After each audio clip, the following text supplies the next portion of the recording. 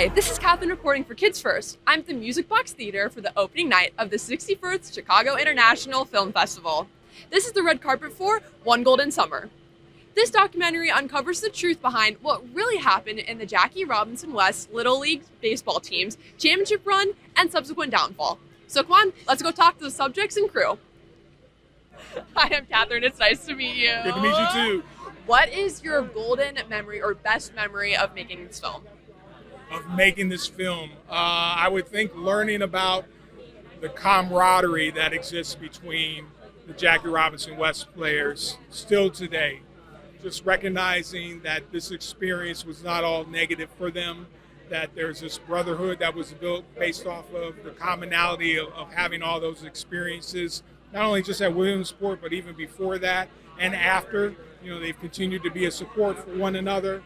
And the fact that they're still great friends and brothers is really like a great lesson to take away from the film, in my opinion. It's what sparked the whole movie, right? I tried to do the movie in 2014.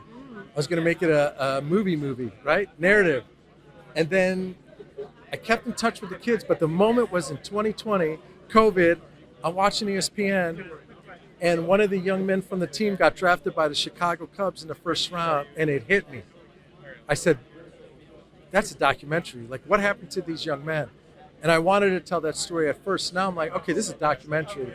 And 6 months later, we were shooting the documentary. Ah. But it was that moment sitting in my place in Chicago and seeing that on ESPN. I was like, I got to do that movie. What would you guys say your golden or best memory for making this film was?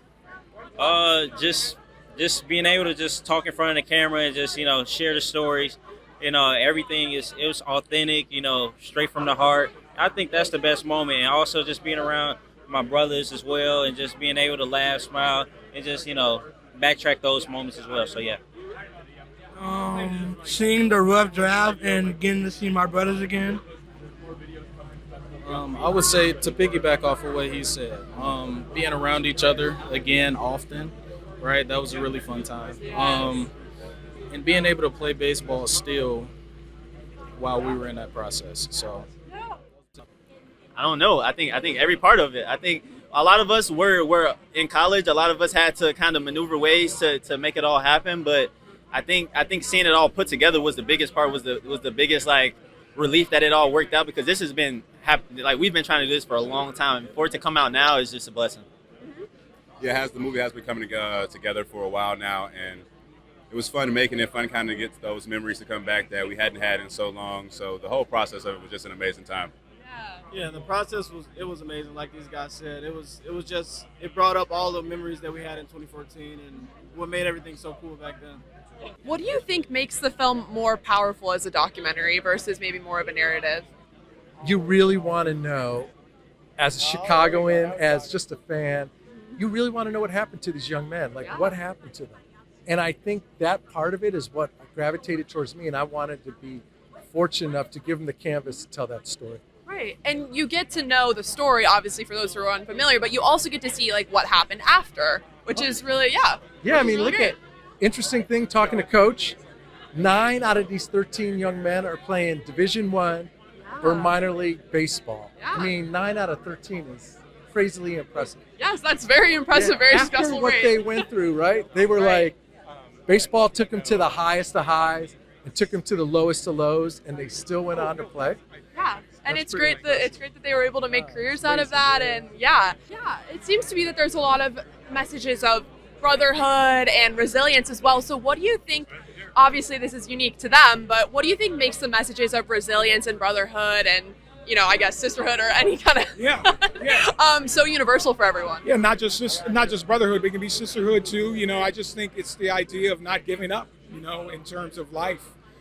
Despite whatever hardships that you might have, you have to keep on moving, keep on striving, figuring out how to get through the day and everything. And sometimes we need to lean on our colleagues, on our friends, on our family. Those are the ways that we can get over the hump, But as long as you don't give up, you can always still strive and reach your goal and reach your dreams. How do you guys think you've changed in all those years? I guess it's been Yeah, 11 years. How much do you guys think? I think the age has changed, but I think our maturity changed a little bit more. But I think when we all get around each other, I think we're all 12 years old again. So I don't know how much it did change, but Yeah, I feel like we've all grown up, but anytime we're around each other, it feels like we're 13 and 12 again. Yeah, it's the same. Just same thing as we were when we were 12. Doing the same thing. It's great to hear that the bond remains. oh, of course, always. It's Yes. a brotherhood. It's a brotherhood in the Yes. state, and when you go through something like that and the adversity you go through, I think you have to have a brotherhood because that's the only thing that keeps you together. So there's a lot of resilience in this film. So what do you think makes resilience such a powerful message, like that anyone can relate to? With them in particular was that brotherhood bond, right? Together they could do it. Nobody knows what they went through but those 13 young men. Yeah. Coaches might know, some parents might know, but those 13 young men, nobody really knows what they went through. So I think that brought them together. And together a lot stronger. Yes, it's a very special bond for sure. And then finally, what are 3 words to describe this film, making this film, anything? Resilient is one. Is hard, but exuberant. You know, just the joy that we're all having right now. I love that. Thank you so much. Thank you. Chicago, pleasure, Chicago. Yeah, Chicago. Amazing, historic, and grateful. Best night ever. For the film, I'm gonna just say it's Chicago. I feel like our story is the perfect Chicago story. That's a wrap for the premiere of One Golden Summer and the opening night of the Chicago International Film Festival. Be sure to check out the film when it comes out. This is Katherine reporting for Kids First. I'll see you later. Bye!